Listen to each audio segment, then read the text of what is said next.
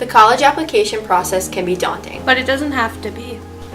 If you watch our film entitled High School Today, College Tomorrow, produced by the Honors Video Technology class. In this video, you'll see interviews from high school seniors in the college application process. You'll hear from Dee Smith, head of guidance, along with other guidance counselors, as well as former athletic director and vice principal Keith Kenyon. We hope that this film eases your stress and helps you through the college application process. One thing is for sure, there is a college out there for you. Hello, I'm Jack Auer. And I'm Nicole Shealy. And today we'll be talking about the college process with Mr. White. So first we're going to talk about SATs. How do your scores impact what college you can get into? I think with SATs, with the college process as a whole, there's different pieces that are weighed differently at different schools. Some schools will weigh SATs heavily. Some schools won't even ask for your SAT scores. So it kind of depends on which school you're looking at and how they view it. Good to know. And how many times can you take the SATs? Technically, you can take them as many times as you want. Most kids take them 2 to 3 times because what happens is when you take them more than once, colleges will take the best score from each time you took it. So maybe you took it in June, you did well in your math, but not well in your English. So flip it over in the fall, and you do well in your English piece. You can use the math score from June. Okay. And what advice would you give to someone taking SATs for the first time? I mean, don't get nervous about it. I mean, I think that night before you want to go in, get a good night's sleep, get ready because you'll be there at 7:30, and then just go and do your best. What happens is when you take them for the first time, you get your scores back, and on it, you'll be able to analyze where you were strong, where you're weak, and from there, actually, you can go get help from what's called Khan Academy. It's a prep course designed specifically just for you. And talking about prep courses, do you recommend taking a prep course, like here at Nauset? Yeah, I mean, there's various ways to get help. Some kids, based on their commitments to, say, sports or music or drama or even working, don't have any time. Mm-hmm. So like I mentioned, that Khan Academy one, you can kind of access that and it's geared just for you, individualized. So I think that's the best. But yeah, you can also, there's private tutors out there you can also access as well. Now we're going to talk about recommendations from teachers and guidance counselors. What kind of things would you put in a recommendation for a student? I think when a student is thinking about who to ask for a recommendation letter from, I think it's a teacher that they know well. It doesn't necessarily mean the teacher you got an A+ in, but it's a teacher that maybe knows you not just as a student, but maybe comes to your games or goes to your plays, maybe sees you at work, something like that, and knows you in a different light. Because when an admissions person is reading the letters of recommendation, they're going to want to know more than just how they did in your class. What are you like as a person? So I think when a student's thinking about that, it's important to really consider who they think might know them the best. Have you ever had an experience where you didn't know what to write in a recommendation for a student? No, I mean, I think sometimes if maybe I don't know a student as well as I did other students, I'd bring them in and would speak about some interest they have. Many times during this whole process, for a guidance counselor or for teachers when it comes to recommendation letters, students are going to have a resume. A resume is sort of a list of everything you've done since the day you walked out of 8th grade to now. And that helps give a little bit of information maybe that I didn't know about you that would help with the letter writing. So now we're going to be talking about college essays. What do you think are the best things to write about in a college essay? When we talked earlier about what colleges are looking for, we had talked about your GPA, we had mentioned looking at your transcript, also your resume, but another piece of this whole thing is going to be your essay. So your GPA is a number, your transcript is a list of classes you've taken, so those are very black and white. The essay is like your chance to be able to kind of tell a story about yourself. So something that's personal, that kind of means a lot to you, that gives the admissions person reading it, it kind of gives a little life to your application. And there's various things you can write about, and some kids want to write about something that you would never think would be something that you would write about. But if it tells a story about you and gives them some insight to the person you truly are, then I think that's very helpful. And if you talk to admissions officers, throughout the year, they'll tell you, hey, some of these essays we get you'd think would be the craziest thing, but I learned a lot about that student. So make it personal to you. And what's nice is that over in your junior year, that's summer to your senior, there's essay writing workshops that the school offers, and many of the senior English teachers also in the fall, like right now, will start working on getting your essay done, because it's a very important piece, and it's one of those things that you have to show up to take the SATs on a particular Saturday. But you can kind of push away the essay. I'll get to it. But the next thing you know, it's October. Now it's homecoming. And now it's November. And you haven't done the essay. And it's the thing that weighs on you the most. So I think the teachers do a great job here, seeing your work with students to try to get them done, because it is a big weight off your shoulder once you're done with it. Well, I'm Jack Auer. And I'm Nicole Shaley. We want to thank Mr. Wade for answering our questions about the college process. Thanks for having me. So I'm here in our guidance department with Miss D. Smith. She's our director. So, how much work can be expected from an AP course? So that's an open question. I would say generally you're looking at 2 hours between each class meeting. 2 But hours, it can- like homework? Homework, yeah.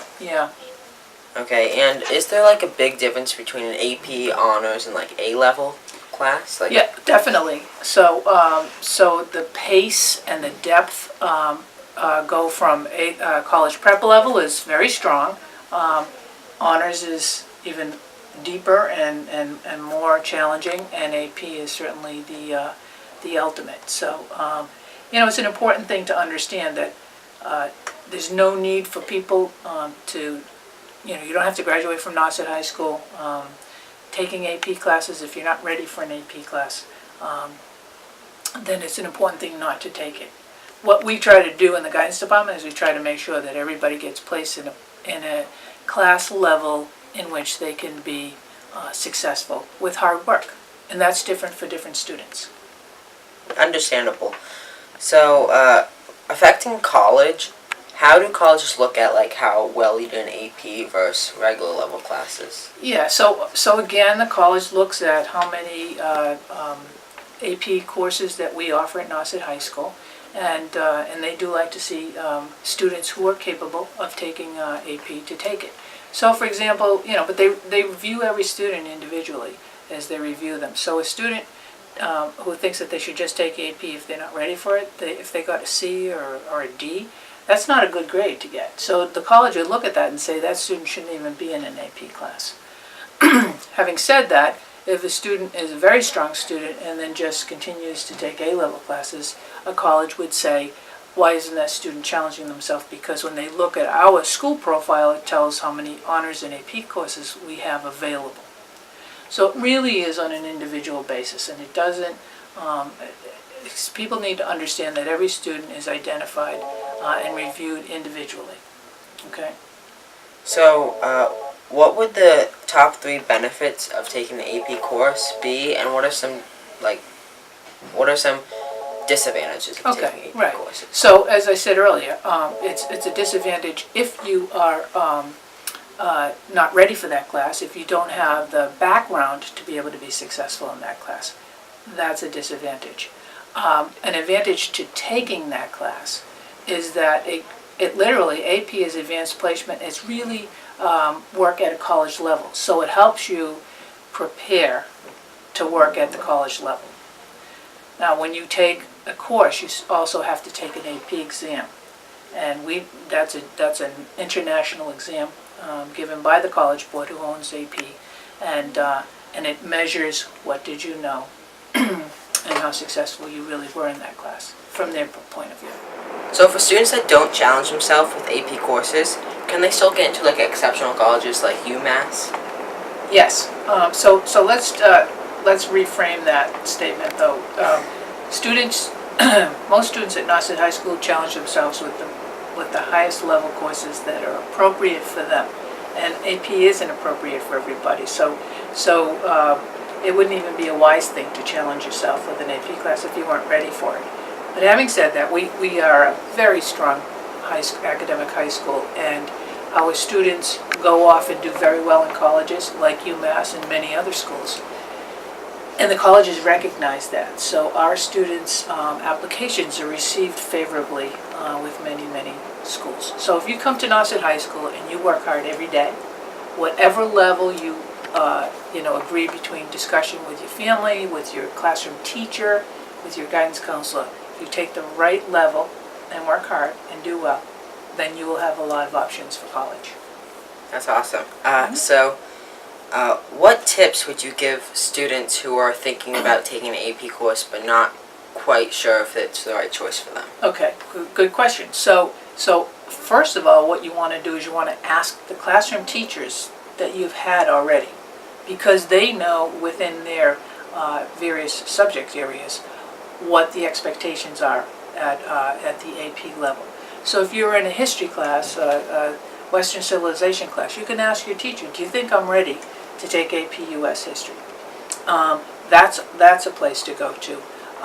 We do, if you do not get recommended for AP and you really want to try it out, we actually will let you do that.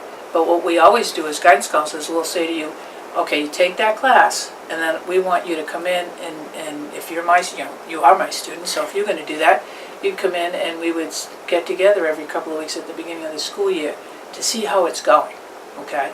And then another thing is that most of the AP classes require summer homework. You will know by having completed that summer homework whether or not this is the right class for you. That is simple enough. So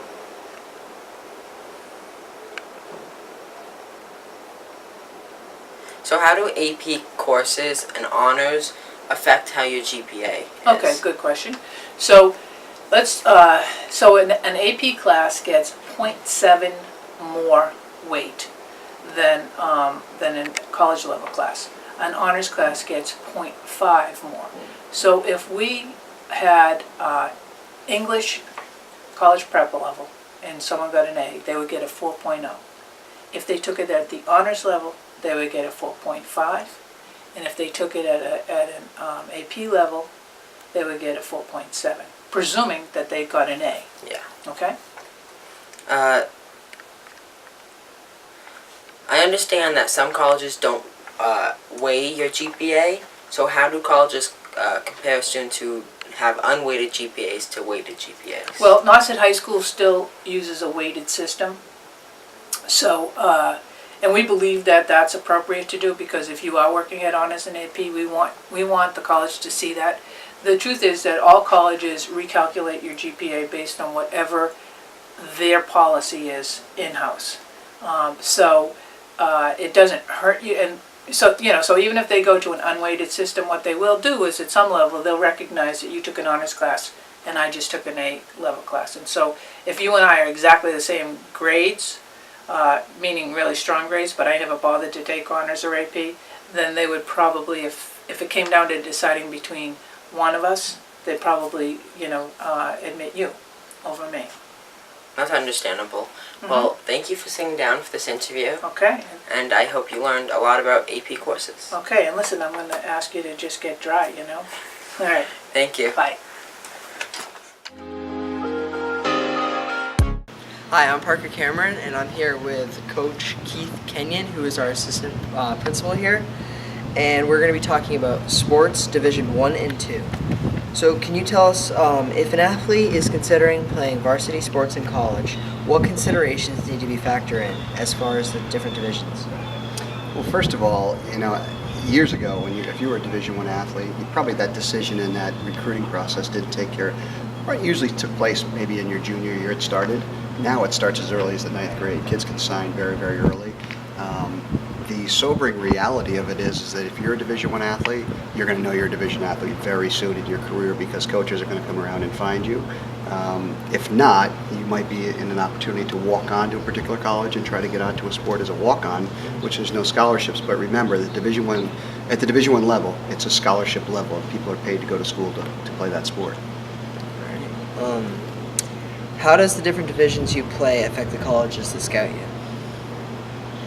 Well, it's at the Division I level, it's a nationwide pretty much recruiting situation, because they're going to get the best players they can find with that particular sport to come to their school.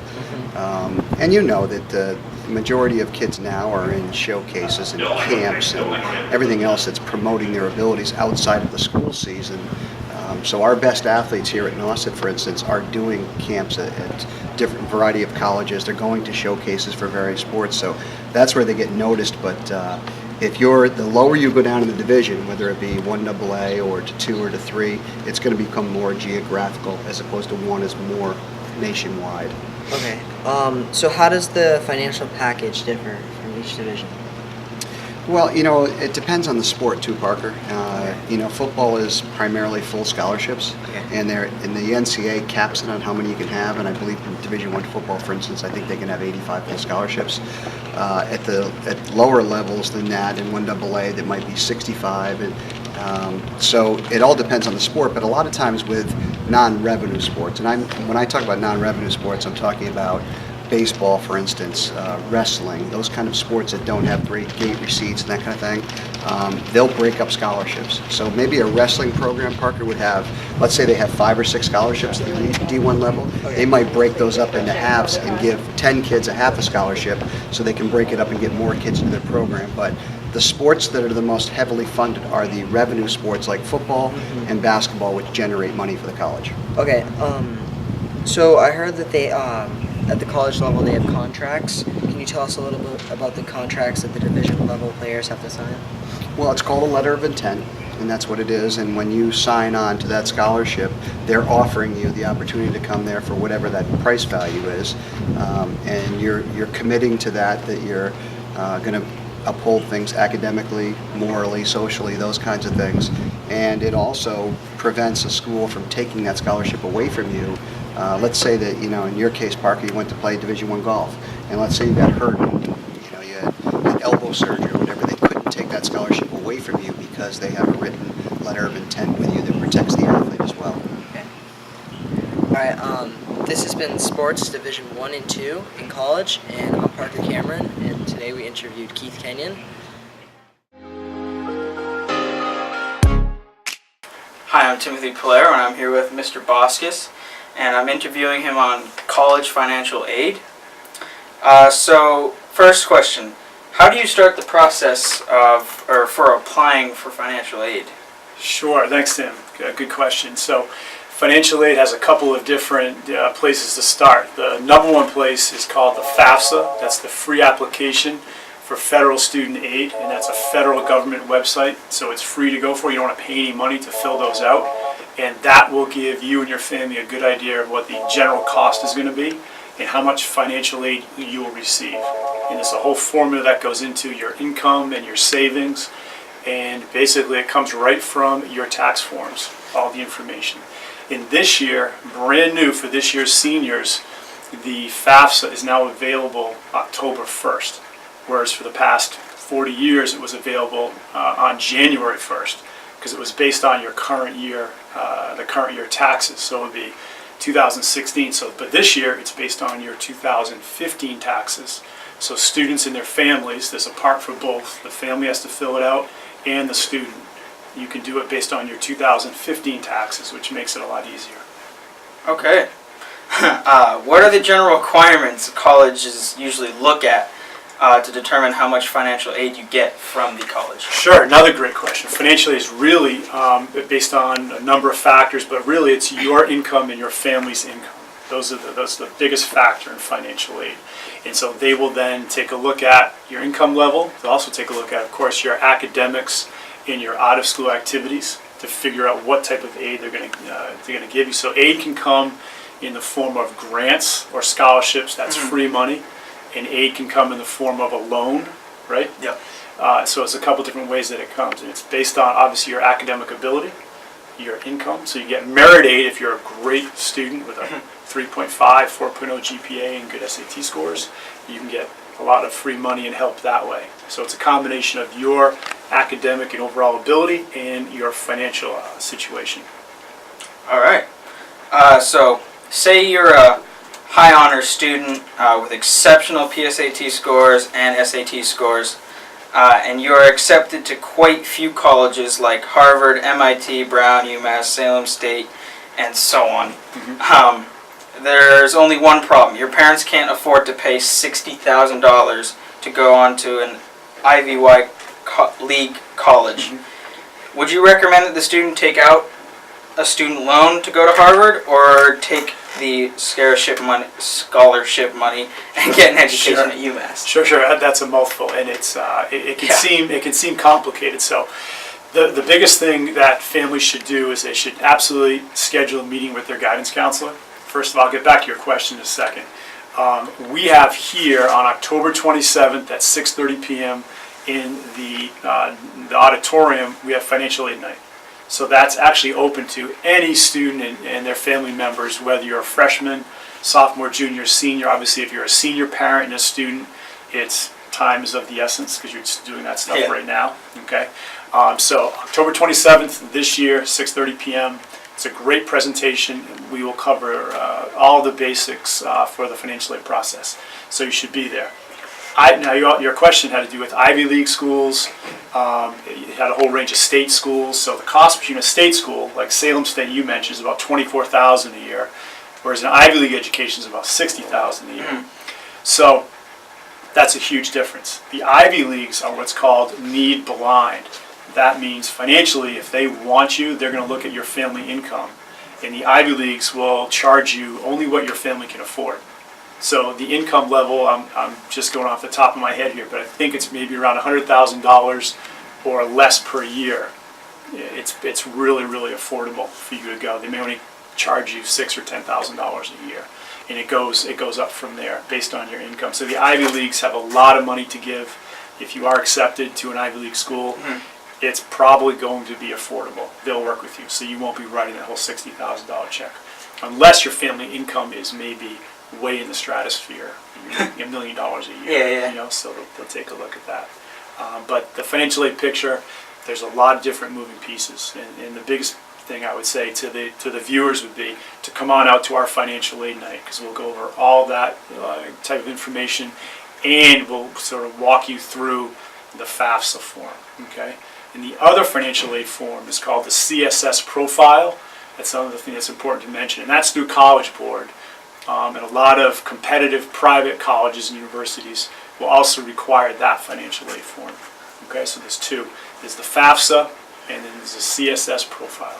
So what's the difference between a student that wants to go to a community college or a student that wants to go to a Voyer college? Sure, another great question. So the financial aid process is the same. They'll only be required to fill out the FAFSA. The Cape Cod Community College, or any community college in the country, the big difference is they don't have housing.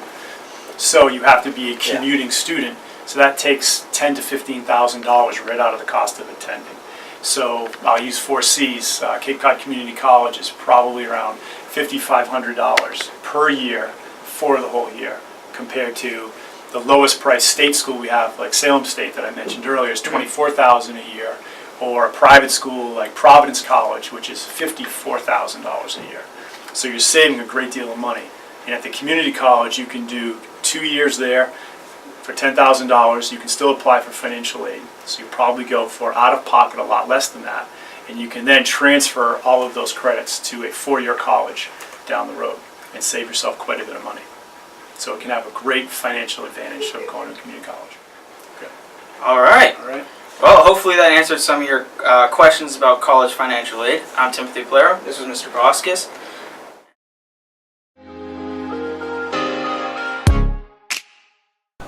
Hi, I'm Spencer Jones, and we're going to be interviewing some students and our assistant principal, Mr. Kenyon, about the process of choosing schools and visiting them and so on. All right, here we are with Dakota. So, Dakota, what schools have you been looking at? I'm looking at University of Rhode Island, University of California, Santa Barbara, UPenn, UNC. All right, nice. And have you visited any of them yet? I visited URI. Nice. Did you like the campus? Yeah, it's pretty nice. It's near the water. It's pretty. Yeah, it's pretty campus. Nice. Yeah. And can you describe kind of the experience of just visiting it? I went around. I got to talk to some professors, some teachers. I got to see the dorms, check out the lunchroom, just check out the buildings. See some classrooms. All Yep. that. Nice. And do you have any older siblings or like cousins or anything that kind of influenced your choice? Not really. All right. Yeah. Not just on your own. And you did the PSATs last year. Yep. Right? All right. And how do you think you did on those? I think I did pretty well. All right. And what do you mainly look for in school? I'm trying to go into a marine biology type course, so a lot of hands-on work in the water. All right, no, that's good. And do you play any sports? Yeah, I play lacrosse. All right, and are you looking to play in college, or just kind of going to retire after this? Club. I'll play club. Probably not for the school. But yeah. Well, thank you, Dakota. Thank you, Spencer.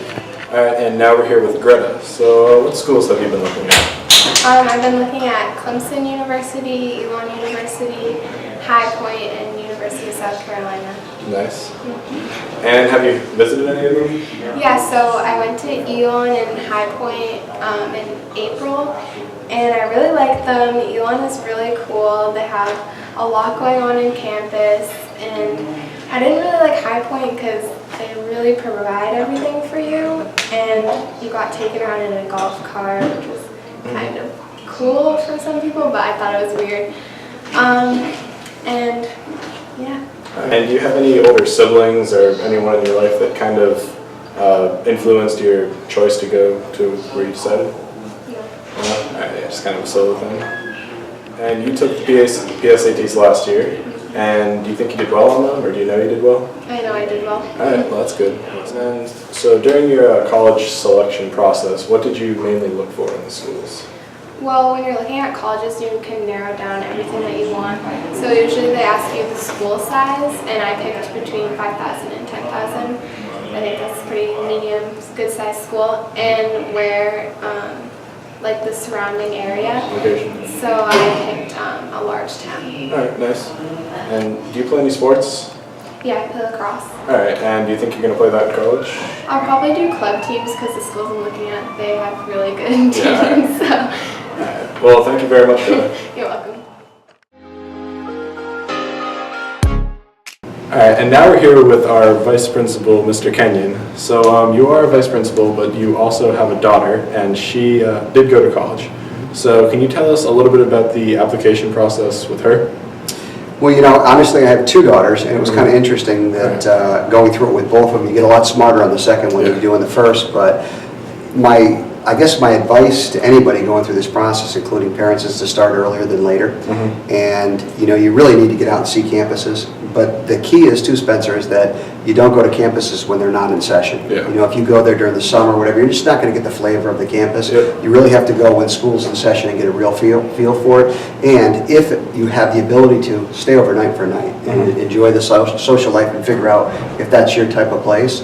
But you have to start early. The key, too, is that a lot of people get into, you know, have 20, 30 schools on their list. You really need to narrow it down. You need to pick it by geographics of how far you want to go away from home, size of the school that you want to go to, your major.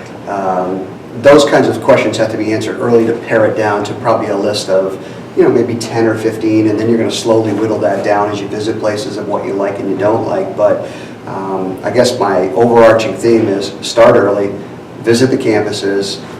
If it's a place that you fall in love with, go early action or early decision early in the process too, just to get it out of the way. Alright, so you definitely say that visiting the campus is one of the most important things to do? I think it is. I think you have to see the facilities, you have to meet the people, especially for if you know your major. You know, for instance, if you're going to be a business major and you're going to Bentley and you want to see it, you got to get into the business department and see how it functions and see what the requirements are, meet the professors. There's so many pieces of it that you cannot do online and you can't do from home. Alright, yeah. So then you'd also think that it's a good idea to know your major or have an idea about it before you visit? Yeah, it is, but most people don't, unfortunately, exactly. and that's okay because kids figure it out eventually. There's a lot of kids that don't know exactly what they're going to do when they go to school, and obviously, as you know, you have to get your core courses out of the way anyways earlier in your academic career at college. So, and then you can figure out your major once you get there. But some of them, and like in my case, I knew what I wanted to do when I came out of high school, but I know that I was in the minority. There's a lot of kids that don't know. They think they know what they love. You know, they know what their passion is, whether it be education or whether it be physics or engineering, but they don't know how to, you know, pigeonhole that into where they want to go. So, and it's okay. If they don't know, they don't know. It's all right, but you still want to pick the school that's going to be best for you. And do you think your daughters had a successful tenure at their colleges? You know, we were lucky. My oldest went to Northeastern, and Northeastern's a co-op school, and she had a great experience, and that's what she went for journalism, and now she's an author and doing pretty well. And my youngest went to Quinnipiac and got her doctorate in physical therapy, and she's a physical therapist in Washington, D.C. So they both knew what they wanted, and they both followed their path, and they're both working in that profession, that's a bonus. That doesn't happen to everybody. Yeah. All right, well, thank you very much, Mr. Kenyon. Thank you.